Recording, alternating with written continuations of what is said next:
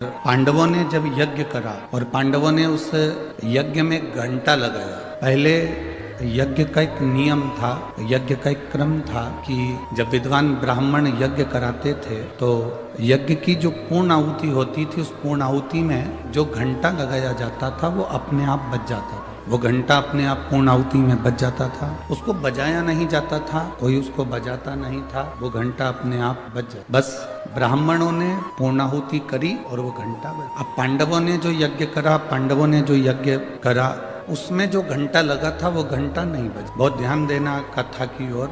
यज्ञ का जो घंटा बंधा हुआ था वो बजा नहीं। अब युधिष्ठिर के मन में एक प्रश्न उठ गया। युधिष्ठिर के मन में एक प्रश्न ये जागृत हुआ कि हमने यज्ञ अच्छा करवाया, अनुष्ठान अच्छा करवाया, ब्राह्मण साधु संत गुरुजन भी आए, उन्होंने इस यज्ञ का दर्शन भी किया, अनुष्ठान भी पूरा हुआ, पर ये यज्ञ का घंटा क्यों नहीं बजा? कारण क्या? युधिष्ठिर ने अर्जुन को बुलाया, नकुल सहदेव को बुलाया और कहा कि एक काम करो, जरा पता करो, यज्ञाचार्य को बुलाया जाए और यज्ञाचार्य से पूछा जाए कि ये यज्ञ का घंटा आखिर बजता क्यों, ये यज्ञ का घंटा आखिर बज क्यों नहीं?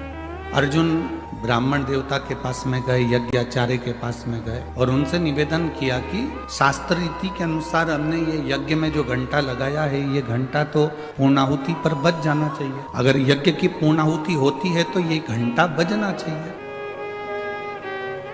और आज तो गजब की बात है कि पूर्णाहुति हो गई और ये यज्ञ का घंटा नहीं बज रहा। यज्ञाचार्य ने कहा, महाराज जी हमने तो जो यज्ञ करवाया वो बहुत अच्छा करवाया, हमारी तरफ से जो यज्ञ हुआ है वो यज्ञ में कोई कमी नहीं। फिर कमी कहाँ पर है? तो यज्ञाचार्य ने कहा कमी केवल एक जगह पर है। यज्ञ पूर्णाहुति की आपने जो भंडारा प्रसादी रखी है, भोजन जो रखा है, और आपने कह दिया कि भंडारा है, भंडारा है, भंडारा है, भंडारा है, और पूरे नगर में आपने निमंत्रण दे दिया कि भंडारा है, अलाउंस फिरवा दिया, गाड़ी फिरवा दी, सबको निमंत्रण करवा दिया कि भंडारा है। यज्ञाचार्य ने कहा इसमें एक गलती कहीं ना कहीं हो रही है।